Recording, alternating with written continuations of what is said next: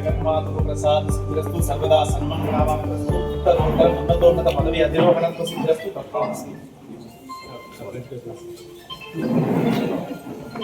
రోజుల కార్యక్రమం ఉంది. ఈ కార్యక్రమానికి ఈరోజు మన 28 నుంచి 28 ఎమ్మెల్యే గారు కుంభం అనిల్ కుమార్ రెడ్డి ద్వారా బ్రోచరు ఆవిష్కరణ చేయడానికి వారిని కోరుతున్నాం.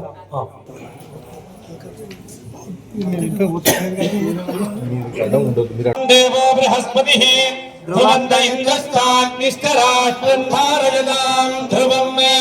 పత్రికావిష్కరణ ముహూర్త శుభముహూర్తమస్తు. స్థానిక వలిగొండ పెద్దలకు విచ్చేసినటువంటి శ్రీమాన్ గౌరవనీయులైనటువంటి శాసనామాత్య మహోదయులైనటువంటి కుంభం అనిల్ కుమార్ రెడ్డి గారి సమక్షంలో ఇప్పుడు మనం పత్రికావిష్కారం గావించుకున్నాము. ఈ పత్రికావిష్కరణ మన దేవాలయంలో జరిగేటువంటి కుంభాభిషేకం కోసము. కుంభాభిషేకం అంటే 12 సంవత్సరాలకు ఒకసారి మాత్రమే చేసేటువంటిది. దీన్ని పుష్కరాభిషేకం అంటారు.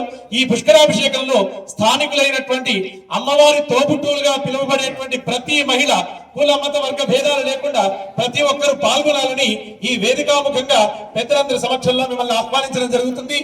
1008 మంది ముత్తైదులతో 1000 కలశాలతో మన స్థానికమైనటువంటి జిల్లా ప్రాథమికోన్నత పాఠశాల రేణుకా ఎల్లమ్మ దేవస్థానం పక్కన దగ్గర నుంచి మొదలుకొని మనం శోభాయాత్రగా అమ్మవారికి కలశాలు తీసుకొచ్చి అభిషేకం చేయడమే ఈ గొప్పనైనటువంటి కార్యక్రమంలోని అంతరుద్దేశం. ఇది మరి 12 సంవత్సరాలకు ఒకసారి మాత్రమే జరిగేటువంటి మహాపుష్కరాభిషేకం. గతంలో మనం ప్రయాగ్రాజ్లో కుంభమేళకి ఎట్లా అయితే పోయినామో ఇది వలిగొండకు వచ్చిన కుంభమేళ అని మనం అందరికీ కూడా ఈ విషయంగా మేము ఆహ్వానాన్ని అందిస్తున్నాము. ఈ వలిగొండకు మాత్రమే జరిగేటువంటి పుష్కరాభిషేకంలో మీరందరూ కూడా పిల్ల జల్ల పెద్ద ముసలి ముద్దుక అందరూ కూడా పాల్గొనాలని, అందులో ముఖ్యంగా అమ్మవారి తోబుట్టులైనటువంటి ఆడపడుచులందరూ కూడా ఈ కార్యక్రమంలో పాల్గొని దిగ్విజయం చేయవలసిందిగా 50 మందిని కోరుతూ ఈ సందర్భంగా పెద్దలైనటువంటి శాసనామాత్యుల వారు ఒక్క మాట మాట్లాడగలుగుతారని కోరుతున్నాం.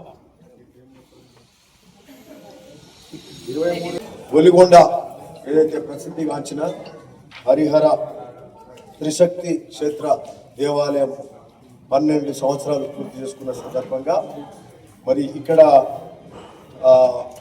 అనేక కార్యక్రమాలు చేపడుతుండ్రు. అందులో భాగంగా సహస్ర శ్రీ యాగ సహిత కుంభాభిషేక మహోత్సవము అట్లే ఇతర కార్యక్రమాలు చేస్తూ 23వ తారీఖు నుంచి ఈ నెల 23 నుంచి మళ్ళీ నెల 1వ తారీఖు వరకు మరి ఈ కార్యక్రమాలన్నీ కూడా ఉంటాయి.